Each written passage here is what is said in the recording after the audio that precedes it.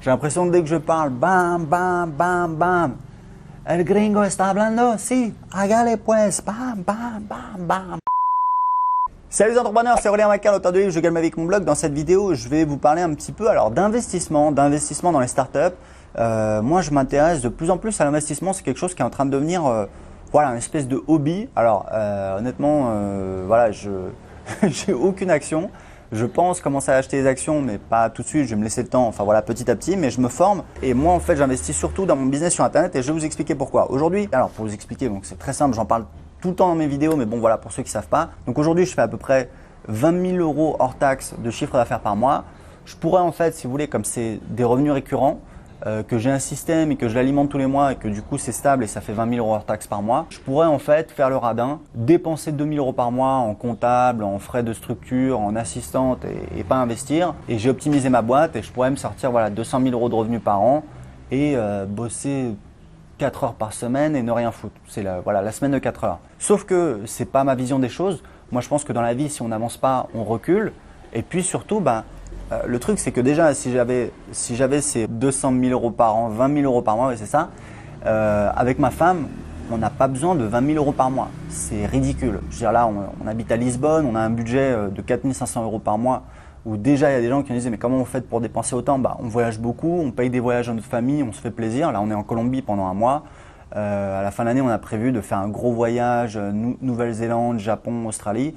Donc voilà, ça coûte de l'argent. Et du coup, si je me payais ces 200 000 € par an, une grande partie de cet argent, je l'investirais pour le futur, pour préparer nos vieux jours, etc. etc. Puis pour consolider notre position d'indépendance financière. Donc le truc c'est que cet argent, je l'investirais où? Ce ne serait pas forcément dans les actions, ce serait plutôt dans l'immobilier, parce que j'ai déjà fait un investissement dans l'immobilier à Lisbonne qui est assez rentable.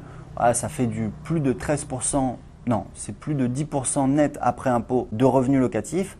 Et en plus, c'est un appartement qu'on a acheté 150 000 € et qui aujourd'hui vaut minimum 100 000 € de plus. Et même peut-être, j'ai vu un appartement équivalent qui s'est vendu à 200 000 € de plus. Donc si vous voulez, c'est un investissement rentable. Donc la question c'est cet argent, qu'est-ce que je vais en faire? Donc je vous ai expliqué que si cet argent, je me le versais à moi, j'investirais dans l'immobilier. La bourse, je pense qu'aujourd'hui en 2017, la bourse est très chère et c'est pas quelque chose de bien. Et surtout la question quand vous êtes investisseur, c'est est-ce que vous avez un avantage compétitif? Investissez dans ce que vous connaissez. Est-ce que vous avez un avantage compétitif par rapport aux autres investisseurs? Et dans la bourse, clairement non, parce que les investisseurs, il y en a partout. L'immobilier à Lisbonne, j'ai un petit avantage parce qu'effectivement, je parle portugais, j'ai déjà acheté, je suis le marché, etc. Je me suis formé sur l'investissement immobilier, j'ai suivi des formations, bref. Tout ça pour vous dire qu'aujourd'hui, mon choix, c'est plutôt en fait d'investir dans ma société. Et en fait, en l'occurrence, aujourd'hui, j'investis près de 10 000 € par mois, alors plus exactement 9 000 € par mois. Il y a à peu près 8 000 € pour payer 2 développeurs russes et 1 000 € par mois de logiciels, de serveurs, etc. Donc ça c'est cadeau. En fait, mon investissement, donc si vous voulez, aujourd'hui j'investis la moitié de ce que gagne mon entreprise dans un logiciel qui s'appelle System.io et je vais vous expliquer justement pourquoi. Enfin, on y arrive quand même au bout de 4 minutes. Donc en fait, c'est quoi l'idée?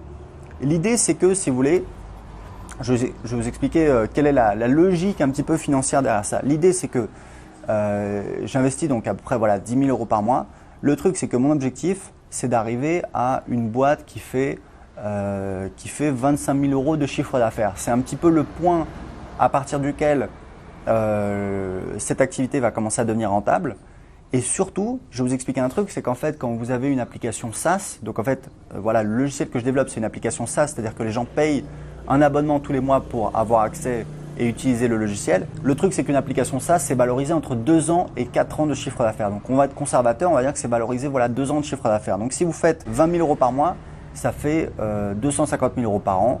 2 ans de chiffre d'affaires, ça fait 500 000 €. Donc ça veut dire quoi? Ça veut dire qu'en fait, vous avez créé quelque chose qui vaut 500 000 €. Donc le truc, c'est que la question, c'est combien est-ce que je vais investir pour que ça fasse 20 000 € par mois de chiffre d'affaires et que l'application vaut 500 000 €. Vu que je dépense 10 000 € par mois, ça veut dire que si je dépense 10 000 € par mois pendant 4 ans, c'est-à-dire pendant 48 mois, je vais être en fait à l'équilibre. C'est-à-dire que j'aurai investi 500 000 € mais j'aurai un truc qui vaudrait 500 000 €. Le truc, c'est que donc là, ça fait déjà 1 an que je suis dessus. Alors pendant 1 an, j'ai un petit peu perdu du temps. J'ai travaillé avec une boîte au Maroc. J'avais un budget beaucoup plus faible. On avançait beaucoup plus lentement. Aujourd'hui, je dépense plus, mais j'ai 2 ingénieurs russes qui sont vraiment top. Et voilà, donc on avance beaucoup plus vite, mais ça me coûte plus cher. Je pense que là, j'ai dû avoir investi à peu près 70 000 euros. Mais bref, pour vous dire que je sais que voilà, quand je vais faire 20 000 euros de chiffre d'affaires, hors taxe, bah, je vais avoir une boîte qui vaut à peu près 500 000 euros, enfin une application. Donc en fait, la question, c'est combien est-ce que je vais dépenser pour ça? Si je dépense plus de 500 000 euros, c'est pas rentable. Si je dépense 500 000 euros, bah, c'est pas super rentable non plus, puisque j'aurais pu dépenser dans autre chose. Donc en fait, mon truc, c'est plutôt, voilà, je pense que tant que je dépense pas plus de 200 000 euros, ce sera rentable parce que j'aurai multiplié par 2 mon investissement et surtout, derrière, j'aurai une application qui aura un potentiel beaucoup plus important parce qu'il faut savoir, c'est que bah, quand vous développez un business, le plus difficile, c'est vraiment le début. Et après, bah, une fois que vous avez un produit qui est bon, qui tourne, qui a été rodé, qu'on va pouvoir, j'espère, lancer sur le marché américain, bah, évidemment, vous avez un potentiel beaucoup plus important. C'est-à-dire que votre application, vous l'avez développée pour 100 personnes, bah, elle peut fonctionner pour 1000 personnes, pour 5000 personnes, pour 10 000 personnes. Alors après, il y a des problématiques de charge, c'est-à-dire qu'il faut ajouter plus de serveurs, il faut peut-être changer un petit peu le logiciel pour l'adapter à la charge, etc. Il faut plus de personnes au support. Mais grosso modo, je pense que l'essentiel de l'investissement, il a été passé voilà, dans le développement de l'application. Donc, c'est juste pour vous expliquer en toute transparence comment je vois les choses, comment je pilote un petit peu les investissements dans ma boîte. Aujourd'hui, voilà, je dépense pas mal d'argent dans mon application. Pourquoi? Parce que vous aurez compris, j'espère développer une application qui va valoir au moins 2 fois plus. Et puis surtout, ça c'est que le début, c'est que comme je l'ai expliqué, une fois qu'on a un bon produit, on peut le lancer sur le marché américain. Et là, si vous voulez, faire 50 000 $ par mois, c'est, je dis pas voilà que ça va se faire comme ça en un claquement de doigts, mais à partir du moment où vous avez un beau produit, c'est pas du tout déconnant.